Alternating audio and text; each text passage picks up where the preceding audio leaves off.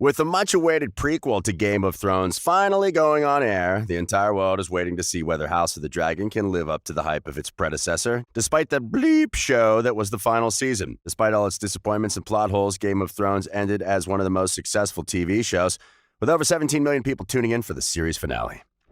As we return back to the world of Westeros, this time 200 years before the timeline of the original show, the familiar setting of King's Landing is once again filled to the brim with politics, power struggles, and of course, dragons. Keep watching this video to see what the deal is with all this hype around House of the Dragon, along with reactions and some of the original cast members have got as they gear up to watch the backstory of what made Game of Thrones the legacy that it is. What's it all about? Before we get into anything else, let's talk about what House of the Dragon is about. As you might have guessed from the title already, the prequel is set in a time when the House of Targaryen rules the Iron Throne. The narrative picks up sometime around 103 AC and revolves around Daenerys' ancestors, including King Viserys I, Daemon Targaryen, and of course, Princess Rhaenyra, who is in Dany's line of direct ancestors. The show primarily revolves around the civil war that is brewing in the House of Targaryen as Viserys attempts to find a successor for his throne. With his firstborn Rhaenyra fighting for her rightful claim to the throne, she has to battle her own uncle Daemon and external forces that favor Prince Aegon as their ruler. House of the Dragon will revolve around a grand family power struggle, and while the familiar houses of Stark and Lannister are bound to make an appearance in the prequel, don't be fooled, because this show is all about the blood of the dragon. And despite being 9 generations apart, fans are already starting to see similarities between Rhaenyra and Dany, and not only because of them both having stunning gray hair. The two women are actually extremely alike in terms of their steadfast personalities, and both of them are shown to have terrible tempers that usually get the best of them. The Targaryen family woes. Speaking of how similar Rhaenyra and Dany are, it seems like familial conflict has been passed down from generation to generation in the Targaryen family.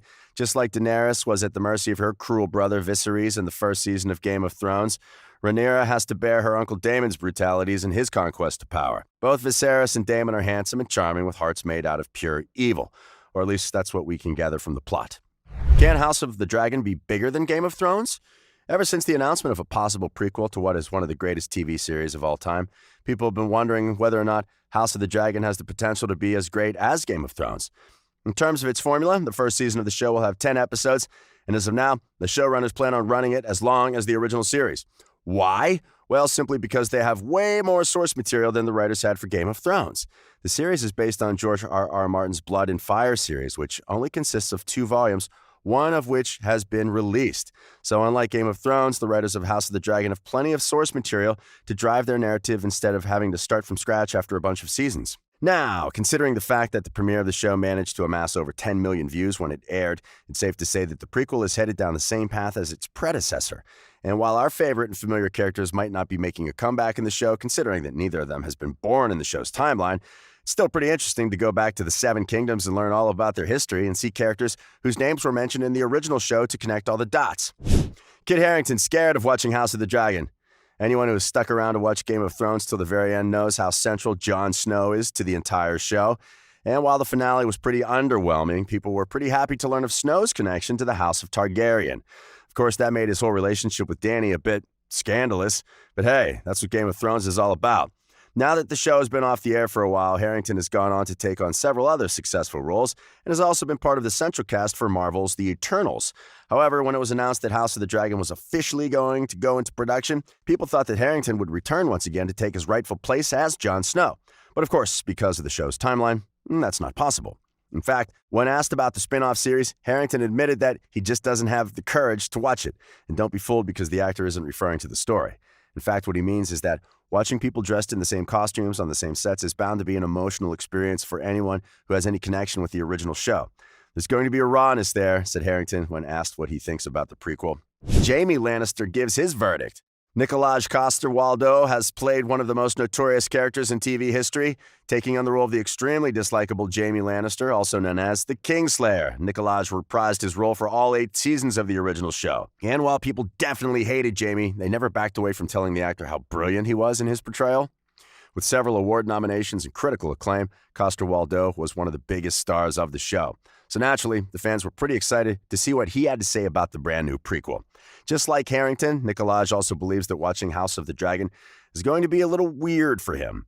Upon seeing the trailer, the actor believed that it looked very familiar, and for good reason. At the same time, he talked about Miguel Sapochnik being the showrunner for the show, and since Sapochnik did direct some episodes for the original show, he's definitely very deliberate with the kind of look and feel that he is giving to House of the Dragon. Emilia Clarke is ready to be a fan. Quite opposite her two co-stars, Emilia Clarke, who is perhaps one of the central characters of the original show, has a slightly different opinion on the prequel. The mother of dragons is ready to lay down her crown and is excited to dive deep into the history of the family that she represented for 8 seasons. Now, the actress has already had the honor of watching the rough cuts of 9 episodes of the show, so she already knows everything that is about to go down. According to the actress, the entire thing is going to be weird as hell for her. But what she plans on doing is to watch the show as a fresh viewer, since it has absolutely nothing to do with her show. So while the setting and lore might be the same, the story is going to be completely different. Talking about the technicalities, Clarke also mentioned that the acting, directing, and writing are at par with the original show, and with upgraded VFX, House of the Dragons is going to be unlike anything HBO has ever aired before.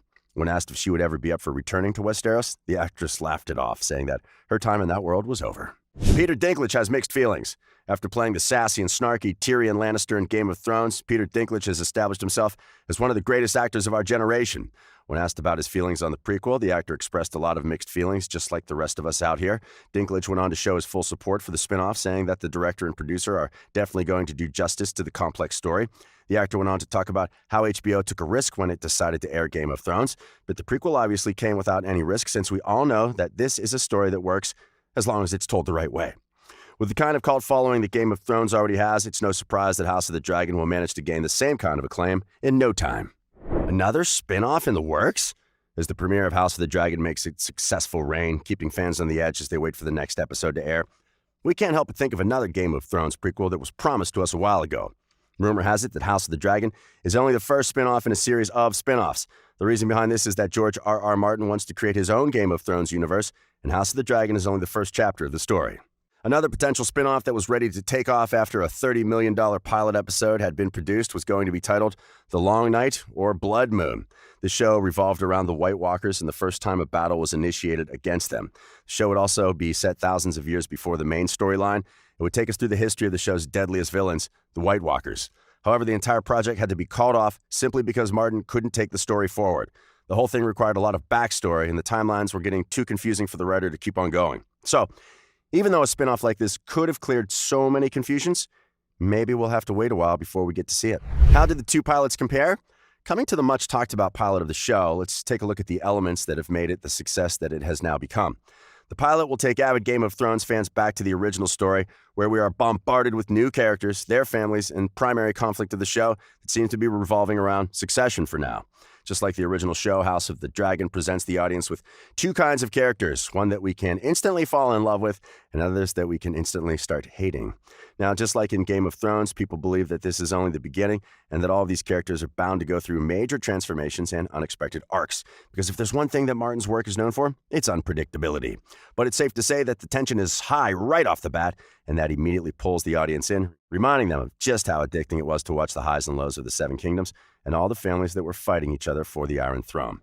And that's all for today's video. If you enjoyed it, give us a thumbs up, subscribe to the channel The Focus for more movie-related news. Until next time, we'll see you.